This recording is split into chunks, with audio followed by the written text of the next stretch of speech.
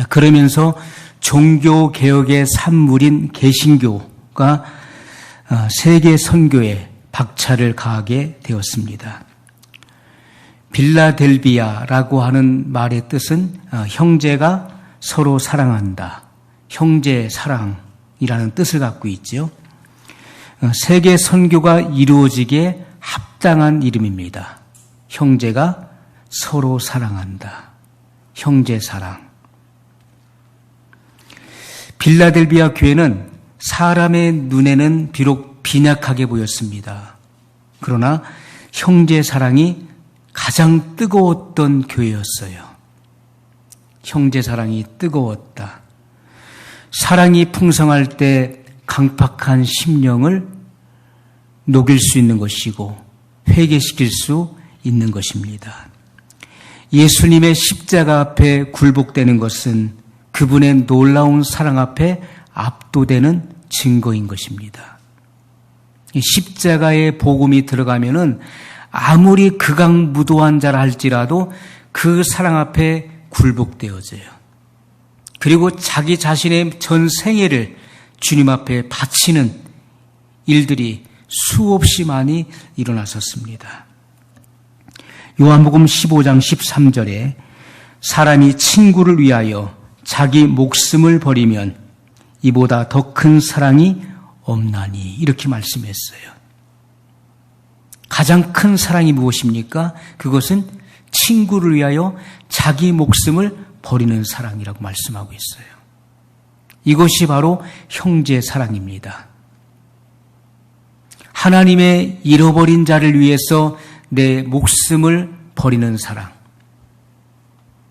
그보다 더 큰 사랑은 없다라고 말씀하셨어요. 소아시아 7교회 중에서 책망이 없고 칭찬만 있었던 교회는 2교회였습니다. 첫 번째 등장하는 교회는 서머나 교회. 모략이라는 뜻이죠. 순교의 시대. 순교를 당해가면서도 그리스도의 향기를 발했었던 서머나 교회. 그리고 등장하는 교회가 6번째 교회인 빌라델비아 교회였습니다.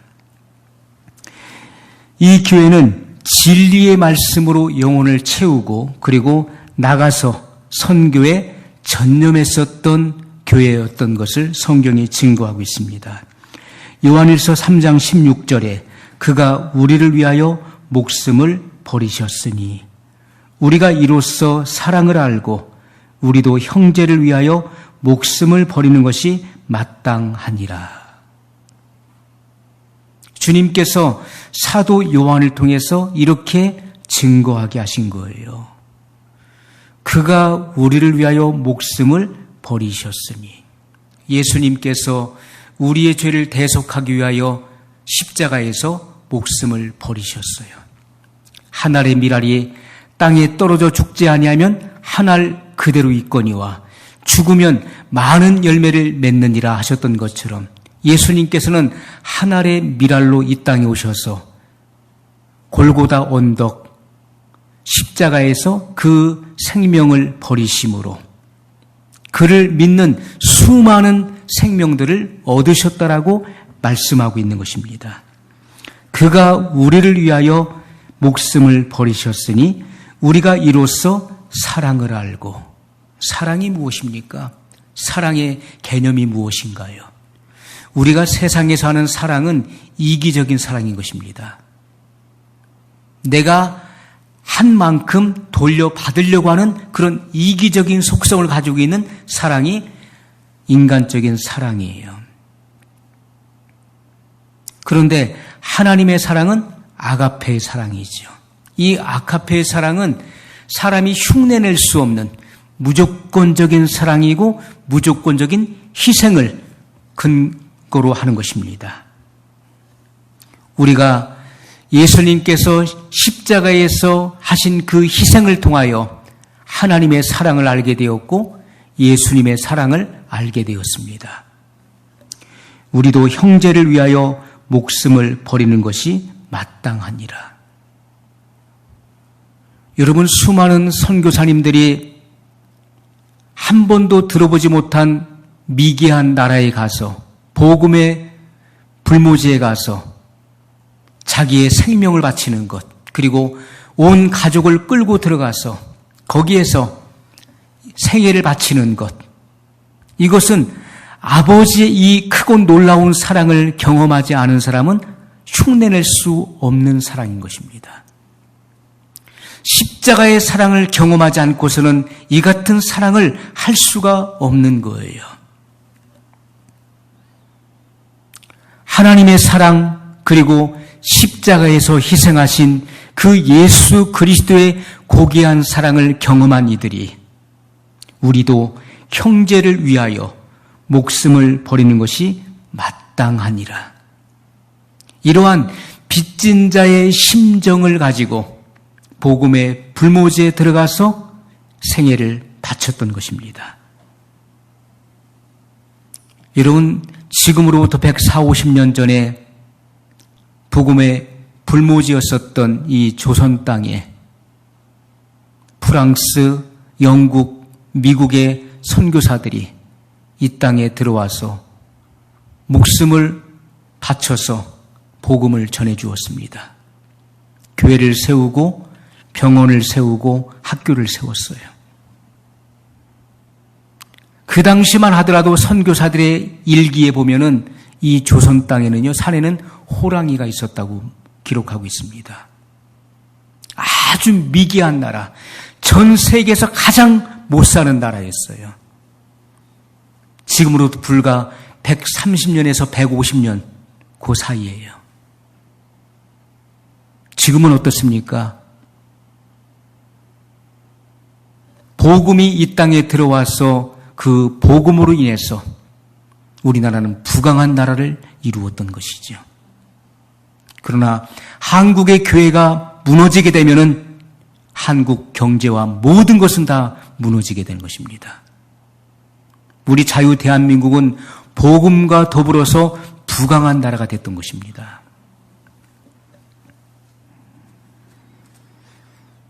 빌라델비아 교회 사자에게 편지하기를 거룩하고 진실하사 다윗의 열쇠를 가지시니 곧 열면 닫을 사람이 없고 닫으면 열 사람이 없는 그이가 가라사대.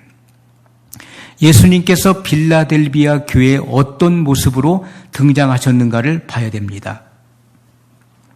자, 빌라델비아 교회 예수님께서는 문을 여시는 모습으로 나타나고 있어요.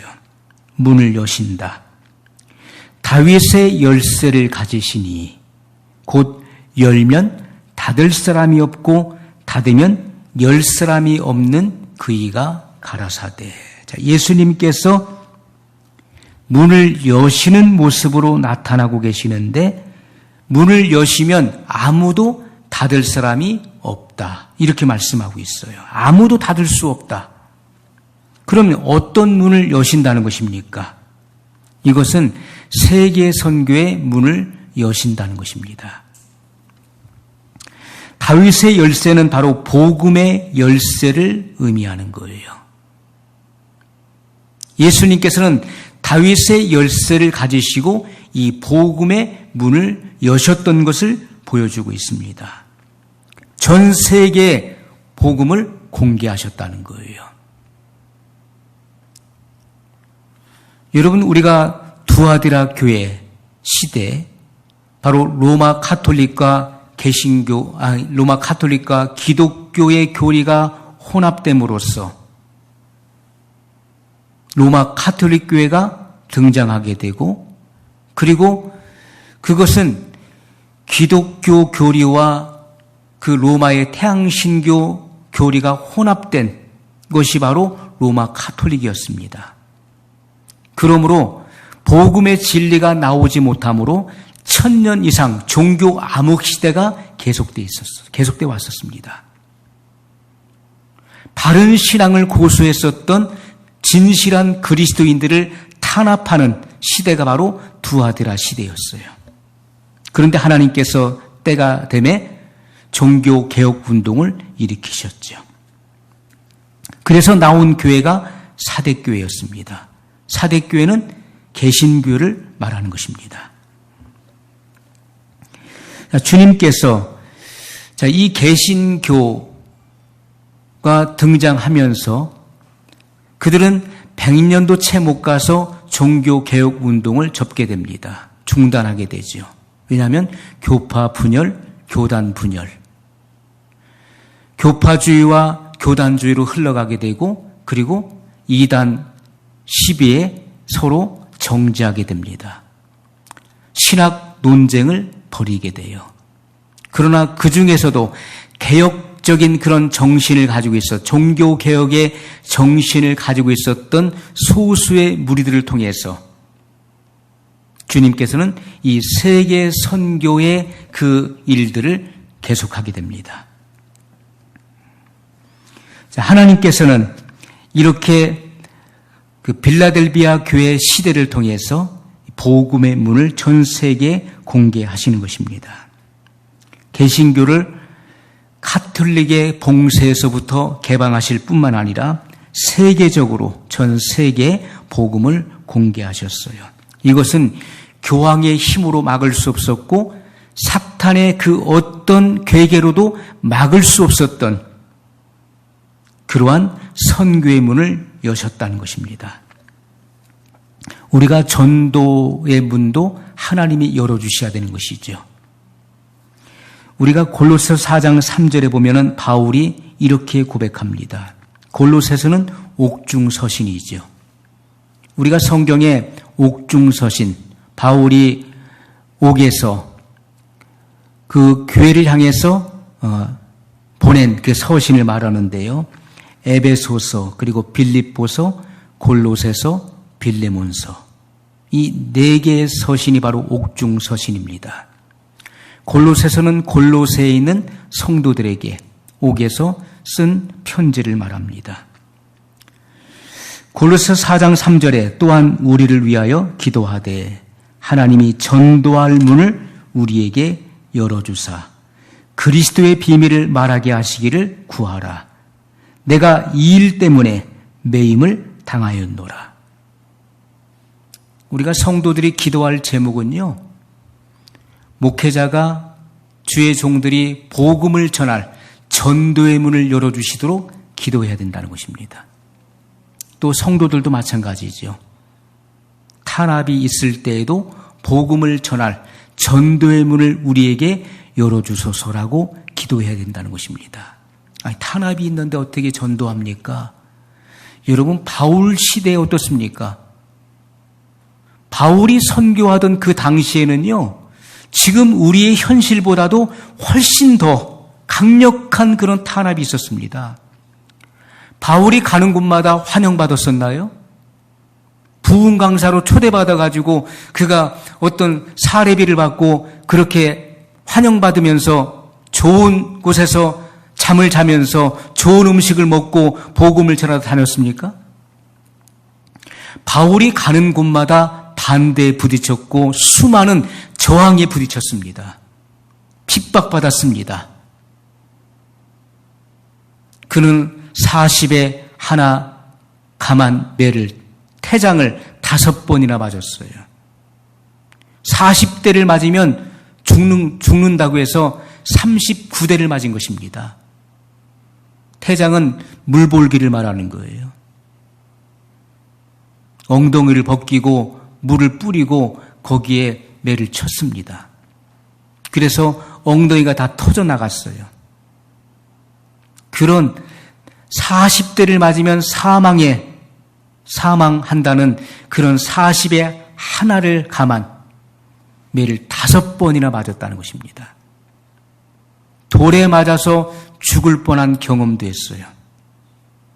돌로 무더기가 쌓여져서 죽은 줄 알고 그들이 돌아갔는데 하나님께서 그의 생명을 연장시켜 주셔서 그 돌 무더기 속에서 나오고 다시 또 가서 복음을 전했던 바울의 그 간증을 우리는 성경을 통해서 보게 됩니다.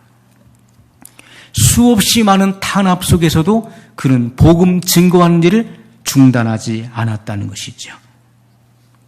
그러므로 바울은 복음을 증거하다가 옥에 갇혔음에도 불구하고 골로새 성도들에게 그렇게 지금 기도를 요청하는 것입니다. 또한 우리를 위하여 기도하되 하나님이 전도할 문을 우리에게 열어주사 그리스도의 비밀을 말하게 하시기를 구하라.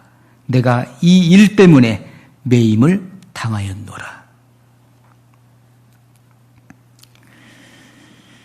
계시록 3장 9절의 말씀을 보면은 보라 사단의 회 곧 자칭 유대인이라 하나 그렇지 않고 거짓말하는 자들 중에서 몇을 내게 주어 저희로 와서 내 발 앞에 절하게 하고 내가 너를 사랑하는 줄을 알게 하리라.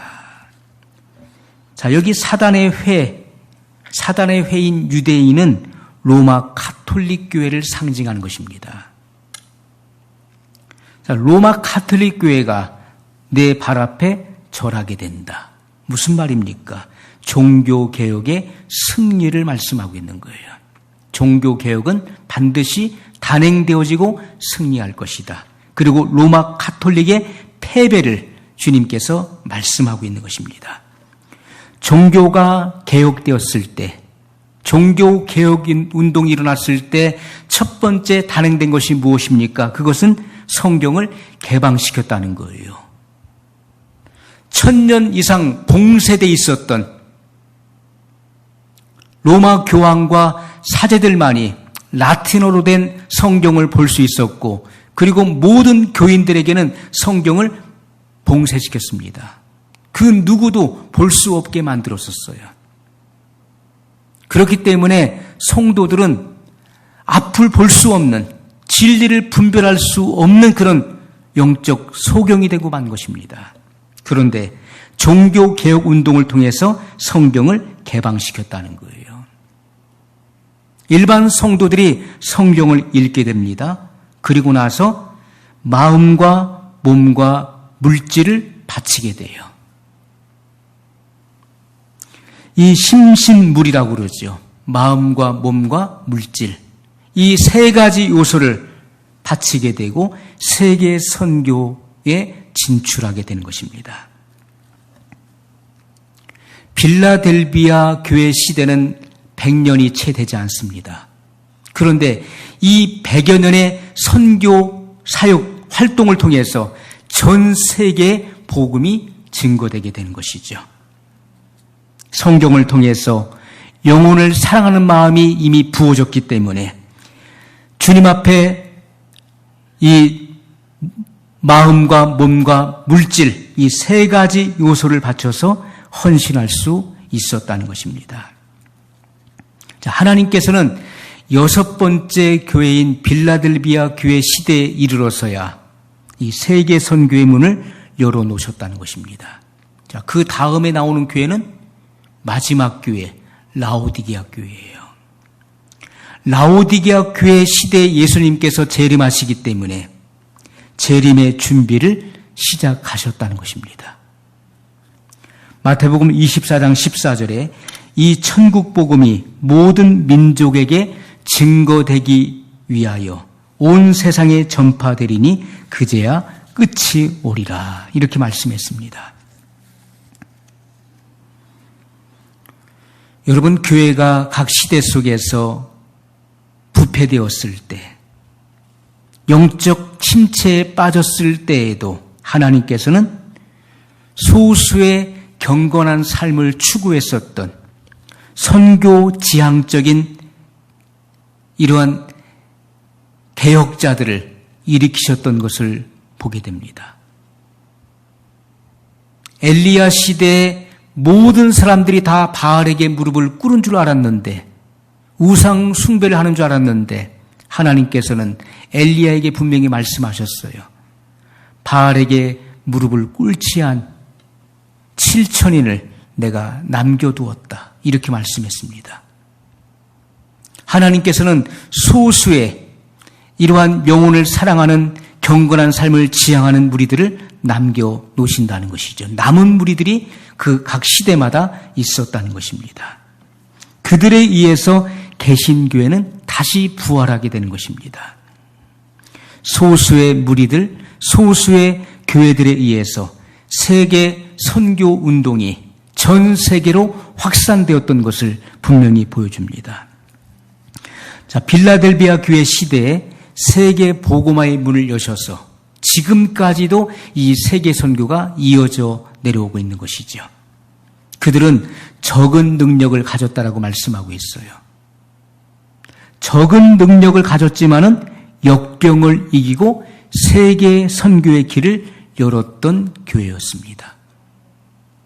자, 영적 자원이 적음에도 불구하고 그것을 극대화시켰다는 것이죠. 적은 능력을 가지고도 많은 일을 감당해냈어요. 큰 일을 해냈었던 교회였습니다. 그들은 신앙을 지키고 그리고 주님의 이름을 배반하지 않았다는 주님의 칭찬을 받게 됩니다. 오늘날 많은 것을 가지고 있음에도 불구하고 많은 자원을 가지고 있음에도 불구하고 방종하는 이들이 너무나 많이 있습니다. 주님께서는 적은 것을 가지고도 힘쓰는 자를 기뻐하신다는 거예요. 8절에 보면 내가 적은 능력을 가지고도 내 말을 지키며 내 이름을 배반치 아니하였도다. 우리가 이 말씀을 읽으면요, 버가모 교회 시대에 안디바가 순교한 때와 같이 주님이 기뻐하시는 모습을 볼 수가 있습니다. 내가 적은 능력을 가지고도 내 말을 지키며 내 이름을 배반치 아니하였도다. 주님의 말씀을 지켰다는 거예요. 주님의 일을 했다는 것이죠. 수많은 반대와 저항이 있음에도 불구하고 그들은 주님의 일을 중단하지 않았다는 거예요. 여러분, 우리가 산업혁명을 통해서 유럽에서 일어났던 산업혁명을 통해서 세계는 급속도로 빨라지게 되었습니다. 2차 산업혁명을 통해 2차 산업혁명은 어떻습니까? 많은 것들을 생산해냈었던 그런 혁명이었죠.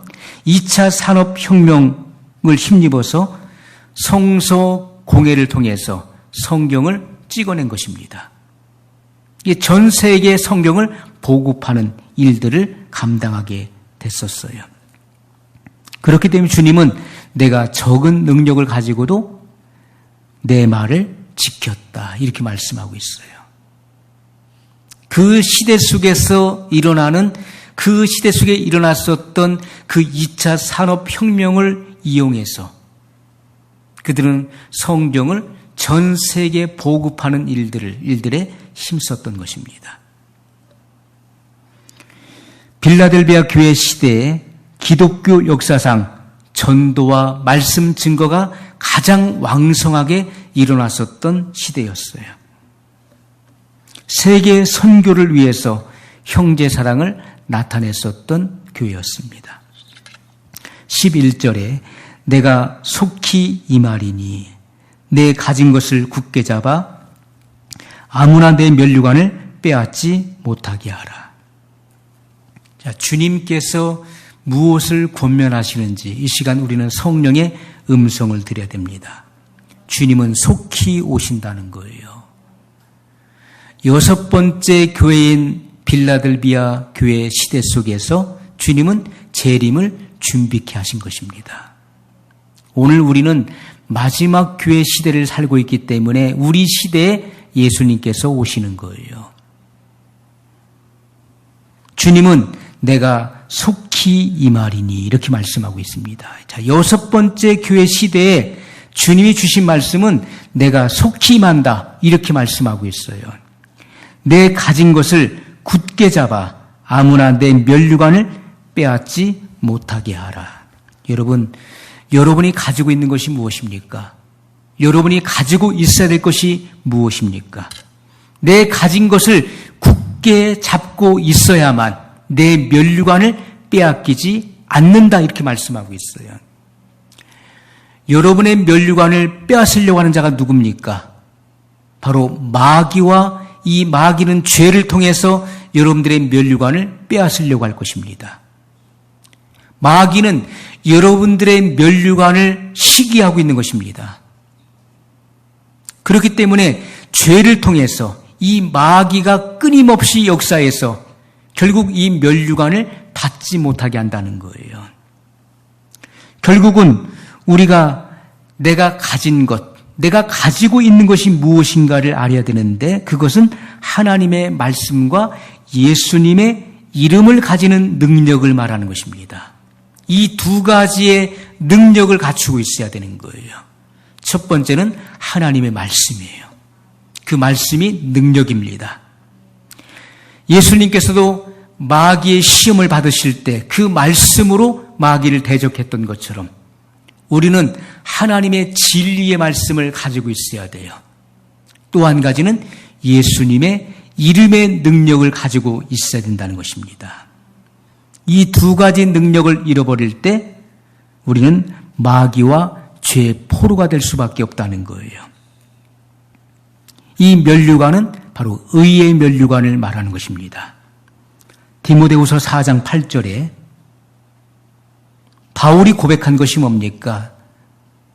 나의 달려갈 길을 다가고 선한 싸움을 마치고 의로우신 재판장께서 나에게 의의 면류관을 준비하고 계신다. 믿음의 선한 싸움을 싸우고 승리한 자에게 허락한 상급이 바로 의의 면류관이라는 것입니다. 예수님께서 여기 약속하신 면류관, 아무나 내 면류관을 빼앗지 못하게 하라. 이 면류관은 바로 바울이 그렇게 바라보았던 의의 면류관을 의미하는 것입니다. 사단은 끊임없이 여러분이 장차받을 그 의의 면류관을 시기하고 그것을 노리고 있는 것입니다. 절대로 그 의의 면류관을 받아 쓰지 못하도록 마귀는 여러분이 생명이 붙어있는 그 순간까지 파상적인 공격을 감행할 것입니다. 하나님의 말씀과 예수님의 이름의 능력을 가진 자들만이 이 면류관을 빼앗기지 않게 될 것입니다. 자, 10절에 보면 우리가 주님의 이름을 배반치 아니하고 지킬 때 주님도 우리를 지켜주신다는 약속을 하고 있는 것입니다. 내가 나의 인내의 말씀을 지켰은즉 내가 또한 너를 지키어 시험의 때를 면하게 하리니 이는 장차 온 세상에 임하여 땅에 거하는 자들을 시험할 때라. 여러분, 우리가 주님의 말씀을 지킬 때 또 주님의 이름을 배반치 아니할 때 주님도 여러분을 지켜주신다는 것을 말씀하고 있는 거예요.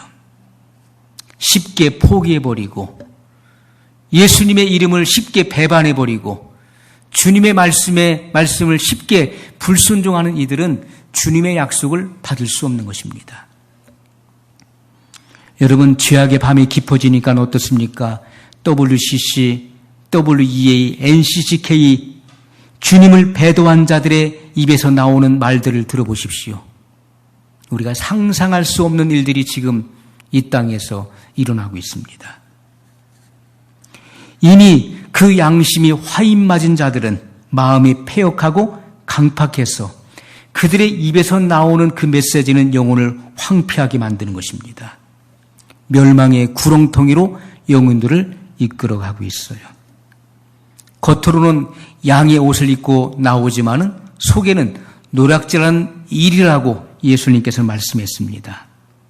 지금은 그들의 그 모든 정체성이 확연하게 드러나는 시기인 것입니다. 오늘 우리는 진리의 말씀을 가지고 있어야 됩니다. 진리의 말씀으로 분별하는 것입니다. 시대를 분별하고 또 진리와 비진리를 분별하게 되는 것이죠. 예수님의 이름으로 마귀의 괴계를 대적해야 되는 것입니다. 예수 그리스도, 천상천하의 가장 높으신 그 이름으로 마귀의 괴계를 대적해야 됩니다. 그래야만 여러분은 의의 면류관을 받을 수 있게 될 것입니다. 오늘 말씀을 기억하면서 우리 한 목소리로 기도하겠습니다. 거룩하신 사랑의 하나님 아버지 감사합니다. 마지막 시대에